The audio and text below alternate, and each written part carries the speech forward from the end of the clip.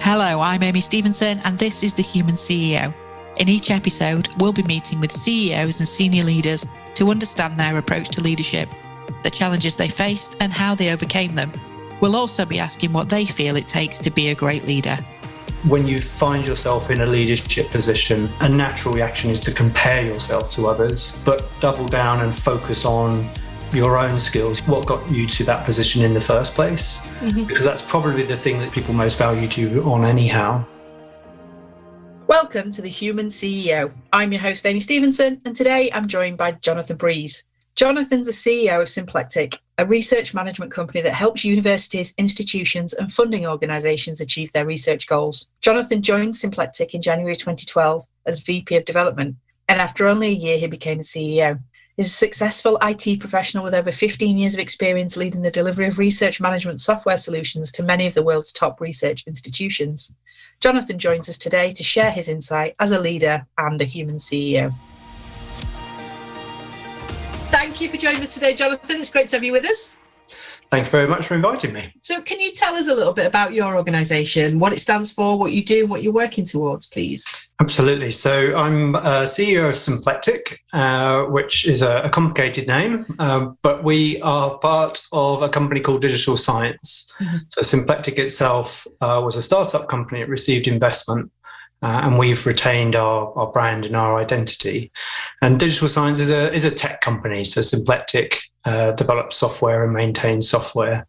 And we're a tech company that is specialized in developing software for making research sort of smarter, more collaborative, more efficient.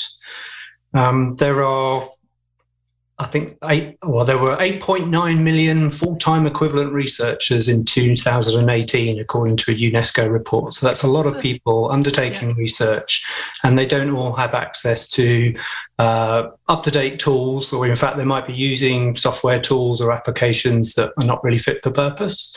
And so Digital Science's mission is to introduce new software, new technology to help researchers.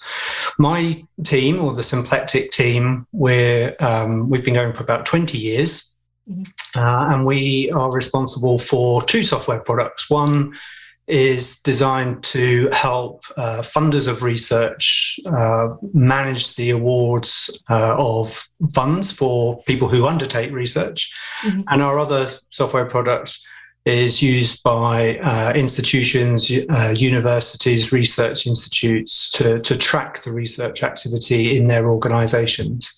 So we have a really wide range of users and clients that use our products in 20 different countries.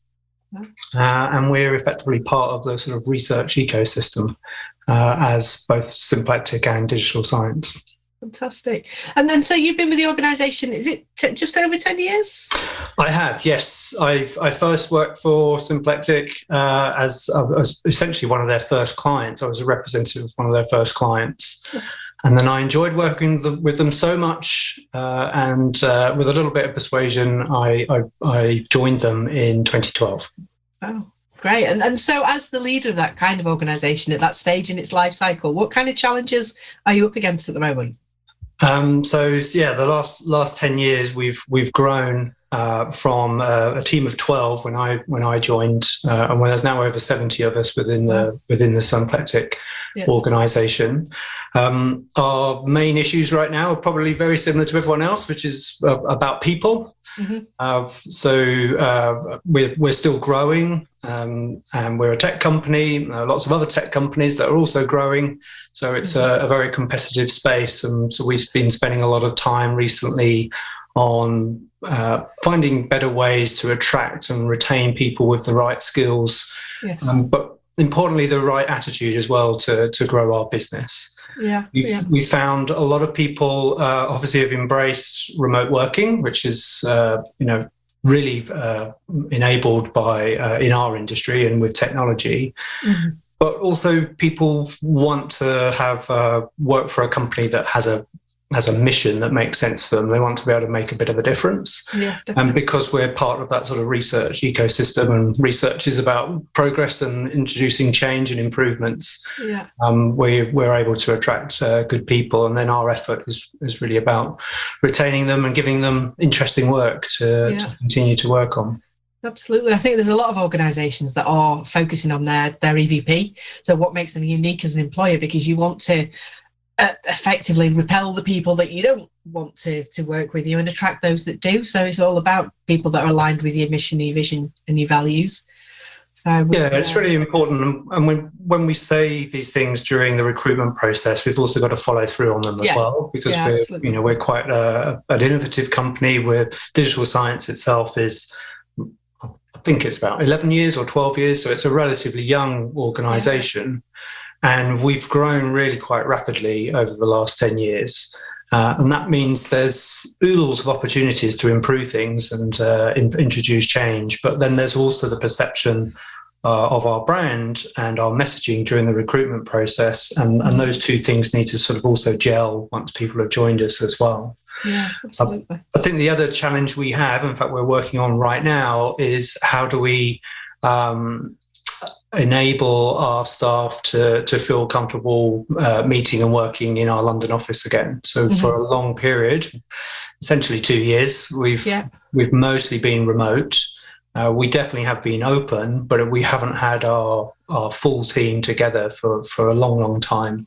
So we've been grappling that problem. How do we enable people to still have the benefits of working remotely, but also ensure that we still get those sort of serendipitous moments when people come together and they work alongside each other. Yeah, and it's a bit of a balancing act, but that's certainly an issue for us at the moment, which is very real, and that we're working on with our team. Mm-hmm. I think, and so I use the analogy of a pendulum. I think the pendulum's got to keep swinging. So we got everybody out of the office safely. Now we're getting everybody back in the office, and it'll be a little while before we all figure out what's comfortable and what works for us. Because I think if the pandemic's done one thing, it's been the end of the one size fits all approach. And I think it's about understanding what works for each individual organisation and each individual within absolutely organisations. And it's been really challenging for newer members of our team. We tend to recruit software developers in London, sort of early career, so they haven't got a huge amount of experience, and they've got so much to learn from their colleagues. And when their colleagues are on Zoom, there's a lot of formal process that goes for, asking a question, whilst if they're surrounded by colleagues with, tens of years of experience, they can just utter something and someone will give them advice. So it's really about making sure that our new starters get the same experience as a lot of us had when we joined that company 10 years ago. It's the, like you say, the serendipitous moments. It's the things that happen by osmosis. I think that I have concerns about for the early careers people, but like I say, we'll figure it out, I guess, in the process of time. We will. Yes, we will. And so we talked, just before we started recording the podcast, we spoke briefly about your journey into leadership and how it was, did you use the word unexpected or organic? Sure, both of those. Both. Yeah, I haven't exactly worked from the shop floor all the way up to the top, but it took me a while to find what my career path was. Okay. It took me a while to start a career in IT. So I had a good number of jobs that were absolutely nothing to do with the sector I work in now. And I worked my way up from, essentially I was bad at everything I did. So I wasn't a very good analyst. I wasn't a good developer. I wasn't a good project manager. And I kept on acknowledging that I wasn't expert at one thing, but I was quite good at a broad range of things. So sort of specialized generalist is the polite phrase. And that's a good fit for someone who's then given responsibility to run a team and run a commercial team as well. You have to be able to dip into lots of different things. So my journey, I guess, is from my where I was before I joined Symplectic. I was a project manager, a program manager, so I was comfortable leading people that didn't report to me, to complete projects. And when I joined Symplectic, I was responsible for the product team. So I was able to lead a product team of my own, but stepping up to the CEO role, I had to sort of change a little bit as to how I approach things. And back then, the team was around a team of 20 that I already knew. So being the CEO was a kind of a grand name for someone who's effectively running a small team. But in that role, I was also then, rather than just running the product team, I was being asked to present at conferences and attend client meetings and report to shareholders. So it was a real, there were a set of things that I had to do as a leader that were a bit different to what I'd done in the past. I guess in the last 8 or more years, I've also spent a sort of really unhealthy amount of time looking at sort of finances of the business. That's been pretty important for me as a leader. That's where I get my sort of superpowers from. If I know exactly what's happening in the business, both our costs and where our money's coming in, that's something I have to rely on to make sure I can make the right decisions. And it's also something I quite enjoy as well. So that's kind of handy. Yeah, absolutely. And so are there, I mean, you mentioned those superpowers and being that specialised generalist was the term that you used, I think. But thinking about the skills and the characteristics of great leaders, do you think that there are characteristics that all great leaders share, or is it very much case by case depending on the situation or the organisation? I've been quite fortunate at Digital Science in that Digital Science itself made a strategic decision to invest in startup companies. So I've effectively worked with lots of entrepreneurs, people who have taken the risk to start their own business or start their own venture. And I would call those the visionaries. The people have got a really great idea, or either a problem that they want to solve, or something they've seen in the industry that we work in that needs improving. They're really impressive people. They're really accepting of risk, and you have to be able to accept some level of risk if you're in charge of an organisation. And they can also be exceedingly dogmatic, work crazy hours, maybe get some of the people that work for them to work crazy hours as well, so that they could be so fixated on the end goal. And that's definitely one type of leader. I'm not that leader. I'm more of a sort of incomplete leader, and there's a really good article in the Harvard Business Review about incomplete leaders. It's written some years ago, where it basically says leaders need to accept that they can't be the person running at the front making all decisions. They'll either burn out or they'll become a blocker for improving things. And an incomplete leader has a few skills, and you don't have to have all the skills. But there's a really lovely phrase in that article called, which they refer to as sense making.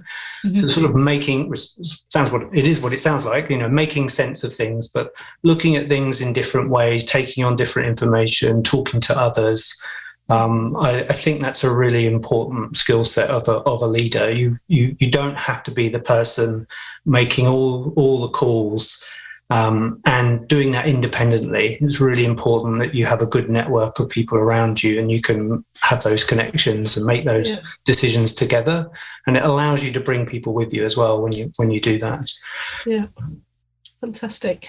And thinking about your previous careers or people that have shaped your previous experiences. Are there either people or experiences or a piece of advice that someone's given you that shaped your approach to leadership and how you go about leading a business now? Yeah, it's a good question. I've thought about that one actually more recently. When I first became CEO, we were under a lot of pressure to grow the business more quickly than it had already been growing. So it was a bit of a hockey stick graph, I'm sure you can imagine. And I was looking at that, and I wasn't panicked, but I started to doubt myself as to whether I was the right person to enable or to make that happen, allow us to grow that quickly. And I was fortunate enough to get some advice from someone else who had gone through a sort of similar challenge. And I can't quite remember his exact words, but he basically said, don't worry about years 2 and years 3. You might not even get out of year 1. And it was really good advice, because when you've got a lot of pressure, and especially where you're in a business which you're trying to grow, which a lot of startups are obviously trying to do, focusing more on the more immediate, focusing on the challenger that you're immediately faced with, was a really good bit of advice. And also recently I've been working with people who work with other leaders, and it's really tempting to start comparing yourself to other leaders, and seeing where their strengths are and thinking, oh goodness, they do something in a way that I could never do. And again, the advice was, well, don't worry about them. Focus on yourself. Focus on what you're good at. So I think when you find yourself in a leadership position, a natural reaction is to compare yourself to others, but double down and focus on your own skills, what got you to that position in the first place, because that's probably the thing that people most valued you on anyhow, rather than doing those unfair comparisons. Okay. I always think, to your first point, I think good leadership is always about balancing those tensions, because as a leader you have to be horizon scanning, but you're absolutely right, when the pressure's on, it's about the next best step, isn't it? What can I do right now? What's the focus right now? Yeah, I agree completely. And so in terms of advice that you would offer to someone looking to follow in your footsteps, so either they were going to go in and develop a business, so they were going to get in right at the start and build a team as you have, or they're someone that's just about to take a step up into a leadership position, what advice would you offer them? So it's, don't be the shouty person trying to command everything and control everything. Nobody likes that. It's a bit of a stereotype of a boss. But leaders aren't really bosses. They've got to bring people with them. And if you are that shouty person, then it definitely doesn't do you any good in the long term, because it's quite damaging. I guess my advice would be to focus on the things that, your own strengths, and if that's thinking things through at a strategic level or working through problems with others, then do more of that. I think it's really tempting if you find yourself in a leadership role, especially the sort of step up that I had, is to suddenly try and become someone else or behave in a different way. But really, you should have the confidence to think about the things that you're good at and bring people with you.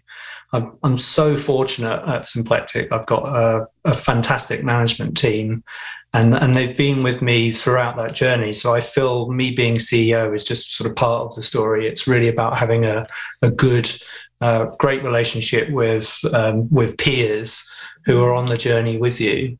And on occasion, I have to make the difficult decisions, but mostly they're decisions that other people are quite happy for me to have to take, and they'll support me in the other areas as well. So I guess the other advice is just get great people to work alongside you or with you, rather than be subservient to you, because it's definitely a team game growing a business. Absolutely. Brilliant. And so in terms of people that have influenced you in the past, we spoke a little bit again before the podcast, but with regards to great leaders, past or present, famous or otherwise, is there anyone in particular that stands out for you? And if so, what is it about them?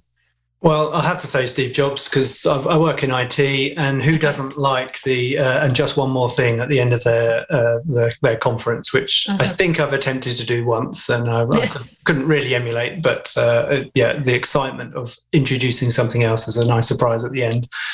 He was inspirational and someone to admire, because he had such a clear vision of the customer experience. And in IT, we sometimes think about sort of features, functionality, requirements, but he wanted an experience, and then he worked with others to make sure that the products met his expectations, or increasingly met his expectations. So he was a real class act, probably not to be repeated. And then equally Tim Cook, who took over from Steve Jobs, and sadly when he passed away, or just before, that was just over 10 years ago as well. And I'm definitely not drawing parallels to myself, because they were very, very different businesses. But he stood in, had to step into someone else's shoes, who was greatly admired, and there were lots of questions about him when he joined and when he became CEO. And he did things in his way. He was quite operational, and he focused on the operations and the business side, not necessarily exclusively on the product side of the business. And he's, Apple are stronger than ever before. He's a billionaire. And he's also said he plans to give away his fortune. So what better leader to emulate and to think about that, when you're growing businesses, it's not just for yourself. Ultimately, it could bring benefits to others as well. Yeah, absolutely. Did you read the Steve Jobs autobiography? I confess I've not read the autobiography, but I've definitely seen the film and I've definitely read many articles. Yeah. Yes, yeah. It's worth a read if you get the chance. And speaking of which, so with regards to books that you've read or been influenced by, or podcasts that you consume regularly, I'm always really interested to understand what CEOs are consuming and what shapes your thinking. So does anything stand out in that sense? Well, I'm actually currently enrolled on a Cambridge senior management program at the Judge Business School at the University of Cambridge. So I could give you just a massive reading list. So this has been really fantastic to be on that course. It's been really nice actually to be a bit academic, almost like a return to college or return to school, to think about business and all sorts of things. So creativity in business, managing strategic projects, operational things, the importance of customer data. It's a real broad spectrum of topics. That sounds good. But so much of that content is talked about in the Harvard Business Review. And I think if you haven't subscribed or you haven't registered with the Harvard Business Review, and you're in a business role, whether you're in a managerial role or a CEO role or a C-level role, then that's an absolute must for me, because there's so many topics that are covered. And also, if you're short of time, they're also quite short. So the idea of reading a book is a bit daunting if you're grappling with running a business. I've got a book on my desk which I waved at you earlier called the Decision Book. It's about models. It's about modeling problems and challenges, both about yourself and about others, working with others, business challenges. And essentially, it's about boiling down the problems that you're being faced with and plotting those on a couple of axes in most cases. And there's lots of different approaches for modeling problems or challenges and visualizing a problem, rather than having to scratch your head or write it all out verbatim. Doing a short visualization. Everyone appreciates a Venn diagram because there's usually at least 3 options. But even if I don't pick up the book and read it all the time, I've always got it sitting in front of me, because it's basically saying about make decisions. You do have to make timely decisions as a CEO or as a leader. Yeah, that looks worth a look. I may be on Amazon this afternoon. I've got one other book, which is called The Road to Nab End by William Woodruff, which is a fantastic story, autobiographical, about a young boy born in Lancashire in the 1920s. And there's sort of straw on the floor, and his mother worked in the mill, and she had to return to the mill a few days after giving birth. And it's his reflection of his childhood and how tough things were, and how they had sort of a dream and a vision of getting to this street called Nab End, where there was a nice house, essentially. It's a really amazing story. It's both troubling because there was so much poverty, just under 100 years ago, and there's still a lot of poverty now. And to read that story, it's a real reminder of the challenges people go through, but it's also a reminder of how going through those challenges you learn a lot. And so it's a book I often quote because when you're striving for something, it's not just the end destination; it's how you get there as well. So it's a lovely book to read. Brilliant, thank you for that one. I'll look that one up as well. And so what's happening at Symplectic over the next 6, 9, 12 months? What can you share with us about what's going to be happening this year?